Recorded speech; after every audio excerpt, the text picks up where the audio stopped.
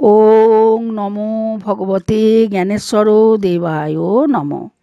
আজকের আলোচনা, সাধারণ মানুষকে বলেন আমি কেউ নই, আর আত্মান্বেষীকে বলেন আমি সেই। বিশ্বনাথ নন্দী, শম্ভুনাথ ব্যানার্জি, হারুবাবু ও আরও কয়েকজন ভক্ত ঠাকুরের কাছে ছিলেন। ঠাকুর বললেন, অনেক দিন বাইরে যাওয়া হয়নি, একবার কামারপুকুরের দিকে গেলে হতো। বিশ্বনাথ নন্দী বললেন, এ আর এমন কি কথা, দাদাকে অর্থাৎ বর্তমান কারখানার মালিক দিলীপ ঘোষকে বলে তার গাড়ি করে গেলেই হলো। কামারপুকুরের সঙ্গে জয়রামবাটিটাও ঘুরে আসা হবে। যাওয়ার ব্যবস্থা পাকা হলো। এই কথাটি ক্রমে সংসারের অন্দরমহল পর্যন্ত ছড়িয়ে পড়ল। আর ভাগ্নে বিশ্বনাথ ও জ্ঞাতি দেওর অচিন্ত ঘোষের মুখে ঠাকুরের সঙ্গে জয়রামবাটি ও কামারপুকুর যাওয়ার পরিকল্পনা শুনে মেজো মাও যেতে চাইলেন। স্থির হলো সঙ্গে যাবে বাড়ির কাজের মেয়ে সাবিত্রী ও আরও দুজন মেয়ে। কামারপুকুরেই নিজেরা রান্না করে খাওয়া দাওয়া করবেন।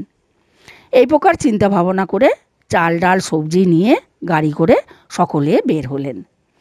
চললেন বিশ্বনাথ নন্দী, হারাধন জানা, বংশীবদন দলুই, শম্ভুনাথ ব্যানার্জি, অচিন্ত ঘোষ, মেজমা, সাবিত্রীরা 8-9 জন এবং শ্রী শ্রী ঠাকুর। সঙ্গে নিলেন খোল করতাল। তখনকার দিনের এই প্রকারের পুরানো গাড়িতে 15-16 জন অনায়াসে যেতে পারতেন। ঠাকুরকে সঙ্গে নিয়ে সকলে গাড়িতে উঠলেন। গাড়ি ছাড়ল। শুরু হলো খোল করতাল বাদ্য আর হরিনাম। কি আনন্দ, কি আনন্দ! ঠাকুর সঙ্গে যাচ্ছেন, তাই সকলের কি আনন্দ।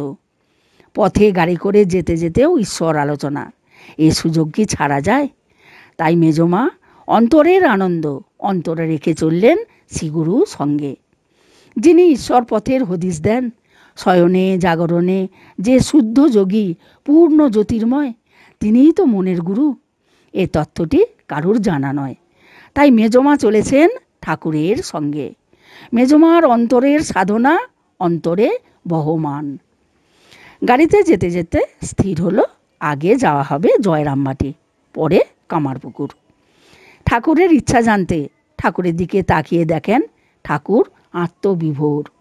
হরিনাম সংকীর্তন শুরু হওয়ার সাথে সাথে তার দেহ রোমাঞ্চিত হতে থাকে। তারপর দেহটি স্থির হয়ে যায়, যেন জ্ঞানহারা। ভক্তরা তার এই প্রকার ভাবাবস্থা দেখে দেখে অভ্যস্ত হয়ে গেছেন, তাই তারা ঠাকুরের ভাবে ব্যাঘাত ঘটালেন না। বেশ কিছু সময় পরে ঠাকুর স্বাভাবিক অবস্থা লাভ করলেন। তখন ভক্তরা জানালেন, ঠাকুর, প্রথমে জয়রামবাটি যাওয়া হচ্ছে। ঠাকুর বললেন, হ্যাঁ হ্যাঁ, সেটাই ভালো। সকলের মন আনন্দে বিভোর। খোল করতালের সঙ্গে হরিনাম সংকীর্তন আর ঠাকুরের দিব্য ভাব একত্রে স্বর্গীয় আনন্দের সূচনা করেছে।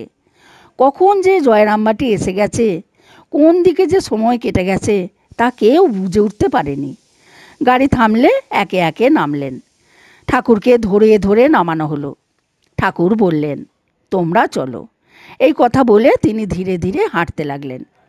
সকলে মায়ের মন্দির দর্শন করলেন। মাকে প্রণাম করে চারিদিকে ঘুরে দেখতে লাগলেন।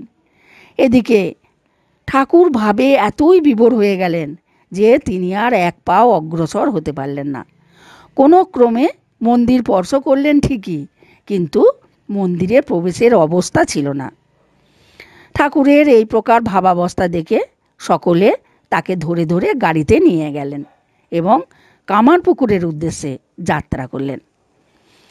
ঠাকুর একটু স্বাভাবিক হলে ভক্তরা বললেন, আপনার সাথে ঘুরবো বলে এলাম। অর্থাৎ ঠাকুরের ভাবাবস্থা ও সমাধির জন্য ঠাকুরকে কাছে না পাওয়ার আক্ষেপ। তা শুনে ঠাকুর হাসি মুখে ঘাড় নেড়ে সম্মতি জানালেন।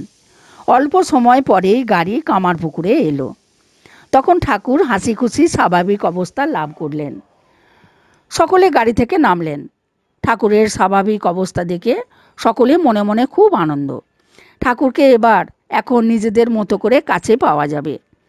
তাই সকলে স্থির করলেন, প্রথমে হবে বড় পুকুরে স্নান, তারপর রান্না, পরে ভোজন সেরে মন্দিরে ঠাকুর দর্শন করা যাবে। এদিকে মেয়েরা রান্নার জোগাড় করতে আরম্ভ করলেন। আর ছেলেরা স্নান করতে গেলেন। ঠাকুরও স্নান করতে গিয়ে পুকুরে সাঁতার কাটতে আরম্ভ করলেন। ঠাকুরের সঙ্গে সাঁতার কাটা কি মজা! তার সঙ্গে কেউ পেরে উঠছে না। শেষে ধরাধরি খেলা আরম্ভ হলো। ঠাকুরের প্রচুর দম, কেউ তাকে ধরতে পারছে না। উনি হাত নেড়ে ডাকছেন, কিন্তু সকলে হাঁপিয়ে তলিয়ে একশেষ। দম সকলের ফুরিয়ে গেছে। কেউ তাকে শেষ পর্যন্ত ধরতে পারলেন না। যিনি লয়যোগ ও হঠযোগে সিদ্ধ, অষ্টসিদ্ধি যার করায়ত্ত, কুম্ভোগ, রাজযোগ, প্রাণায়াম ইত্যাদি শ্বাসক্রিয়ায় যিনি অভ্যস্ত, পঞ্চ প্রাণবায়ু যার আয়ত্তাধীন, তাকে কেউ দমে পেরে ওঠে? তাই ঠাকুর হাসছেন আর জলে ডুবে এক জায়গা থেকে আর এক জায়গায় চলে যাচ্ছেন। এতজনে মিলেও তাকে ধরতে পারলেন না। স্নান পর্ব শেষ হলো, আরম্ভ হলো রান্না। মেয়েদের সাথে ছেলেরাও রান্নায় হাত লাগালেন। ঠাকুর একবার এসে খুন্তি নেড়ে দিয়ে গেলেন। খিচুড়ি, আলুর দম, চাটনি আর কামার পুকুরের বোঁদে, এই হলো খাবারের আয়োজন। খাওয়া দাওয়া শেষ হলে সকলে মন্দির দর্শন করতে গেলেন। শ্রীরামকৃষ্ণের মন্দির হতে বের হয়ে সকলের খেয়াল হলো ঠাকুর কোথায় গেলেন। তাকে তো কোথাও দেখা যাচ্ছে না। তো একজন বললেন, ওই তো ঠাকুর মন্দিরের দিকে আসছেন। সকলে চললেন ঠাকুরের সঙ্গে। কিন্তু মন্দিরে প্রবেশ করেই ঠাকুর সমাধিস্থ হয়ে গেলেন। বহু সময় পরেও তার সমাধি ভাঙল না। সকলে অপেক্ষা করতে লাগলেন। প্রায় আধ ঘন্টা পরে অল্প চেতনা লাভ করলে সকলে ধরাধরি করে গাড়িতে নিয়ে গিয়ে তাকে বসালেন। কিন্তু পরক্ষণে আবার সমাধিস্থ হয়ে গেলেন। সেই সময় গঙ্গা জলে মা গঙ্গার পূজা করার মতো ঠাকুরের সমাধি ভাঙাতে ঠাকুরেরই উপদেশ অনুসারে সকলে হরিনাম আরম্ভ করলেন। তিনি পূর্ণ স্বাভাবিক অবস্থা লাভ না করা পর্যন্ত গাড়ি ছাড়ল না। আরও 20-25 মিনিট পরে তার বাহ্য জ্ঞান ফিরে এলো। তারপর পূর্ণ চেতনা লাভের পরে গাড়ি ছাড়ল। ঠাকুরের এই প্রকার সমাধি অবস্থার দর্শন মহা সৌভাগ্যের উদয়ে ঘটে। তাই অতি ঘনিষ্ঠ ভক্তগণই তার সঙ্গে থাকেন। এই প্রকার সমাধি অবস্থা ঠাকুরের প্রায়শই ঘটে। এই কারণে ঠাকুরের ভক্তগণ তাকে কখনো একাকী ছাড়েন না। সমাধি অবস্থায় সহযোগী ভক্তের একান্ত প্রয়োজন হয়, যেহেতু সমাধিকালে তার দেহজ্ঞান থাকে না। সন্ধ্যার পর গাড়ি এসে পৌঁছালো। ঠাকুর ধীরে ধীরে নামলেন। সকলের মন আজ আনন্দে পরিপূর্ণ। জয়রামবাটি ও কামারপুকুর দর্শন হলো, খাওয়া দাওয়ার আনন্দ হলো, নাম গান হলো, আর সমাধি দর্শন লাভ হলো। সকলে ক্লান্ত, কেবল ক্লান্তি নাই ঠাকুরের চোখে মুখে। তাই ঠাকুরকে ঘরে পৌঁছে দিয়ে প্রণাম করে সকলে জানালেন, ঠাকুর, আমরা খুব ক্লান্ত, আজ আমরা আসি। ঠাকুর হাসি মুখে হাত তুলে আশীর্বাদ করলেন। এরপর সকলে নিজের নিজের ঘরে ফিরে গেলেন।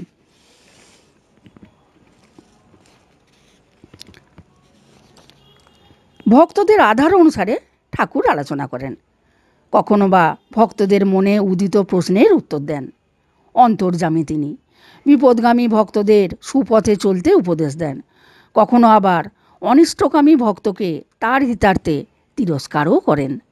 বিপদগ্রস্ত, রোগগ্রস্ত, শোকগ্রস্ত ভক্তের মনকে শান্ত করতে ঠাকুর জগৎ রহস্য, শরীর ধর্ম, কর্মের পরিণতির স্বরূপ ইত্যাদি ব্যাখ্যা করে শোনান। ঈশ্বর কথা, ব্রহ্মকথা, গুরু কথায় তাদের মনকে শান্ত করেন। পরব্রহ্ম স্বয়ং নরদেহ ধারণ করে আবির্ভূত। জীব মানুষের কাছে তা গোপন করে বলেন, ঈশ্বরকে জানাও, ভগবানকে ডাকো, কারণ তারা রোগ শোক থেকে মুক্তি প্রার্থনা করে, ইহজাগতিক বিষয় অর্থ সম্পত্তি চেয়ে বসে। তাই ঠাকুর নিজেকে লুকিয়ে উপর দিকে আঙুল দেখিয়ে বলেন, আমি কেউ নই, ঈশ্বরকে চাও, ভগবানকে চাও। আর যে ভক্ত বাস্তবের গণ্ডি টপকাতে পেরেছেন তাকে তিনি জানিয়েছেন, তোমরা যাকে খুঁজছো সেই আমি, দ্বৈত রূপেও আমি আর অদ্বৈত রূপেও আমি। অল্প আধারের জীব মানুষ তাকে বুঝবে কেমন করে? কিন্তু মহা সৌভাগ্যের অধিকারী যিনি তার কৃপা লাভ করেছেন, তিনি বুঝেছেন। তিনি কাল, তিনি মহাকাল, তিনি সেই অনন্ত শক্তি। তারই কৃপায় মহামায়ার হাত হতে ভক্ত পরিত্রাণ লাভ করেন। এই গোলকধাঁধা থেকে মুক্তি পাবার কোনো উপায় নাই। তিনি মুক্ত করলে তবে মুক্তি, নতুবা মোহের অন্ধকারে ঘুরতে হয়। তিনি আলো দেখালে তবে জ্ঞানী, নতুবা চির অজ্ঞ। এ জগৎ তার, তাই এ জগতে জীবের বৃথা অহংকার। সেই অহংকারী জীব সাধারণের বেশে ঠাকুরকে চিনতে পারেনি। আর তিনি যার অহংকারের পর্দা সরিয়ে দিয়েছেন, সেই ভক্ত ঠাকুরকে অংশমাত্র জানতে পেরেছেন। প্রাণের ঠাকুর তিনি, ব্রহ্ম আত্মা ভগবান। নরাকার রূপ পরিগ্রহ করে নরের মাঝে নেমে এলেন গুরু রূপে। কিন্তু গুরু কে? গুরুর রূপ কি? তার ভাবার্থ কি? তার মাহাত্ম্য কি? জীব মানুষ তার কিছুই জানে না। অনন্ত মহাসাগরের ছোট্ট এক কিনারে একটু সাঁতার কেটে একটা ডুব দিয়ে জীব মানুষ নিজের মতো ভাবে আমি মহাসাগরের স্বরূপ জেনেছি। আর সেই অনন্ত ব্রহ্মশক্তিতে শক্তিময় ঠাকুরও নিজের বৃহৎ ও মহৎ সত্তাকে গোপন করে ছোট্ট হয়ে জীবের সাথে মেশেন। ছোট না হলে জীব মানুষ তার সাথে মিশবে কেমন করে? তাই মিশতে মিশতে আধার অনুসারে তিনি যার কাছে যে প্রকারে ধরা দিয়েছেন, সেই ভক্ত সেই প্রকারেই তাকে জেনেছেন। কিন্তু পূর্ণরূপে তাকে কেউ জানতে পারেননি, কারণ তিনি অনন্ত, তার রূপও অনন্ত। আজকের আলোচিত অংশটি শ্রী শ্রী ঠাকুরের লীলা কথা বালী পর্বের প্রথম খণ্ড থেকে আলোচনা করা হলো।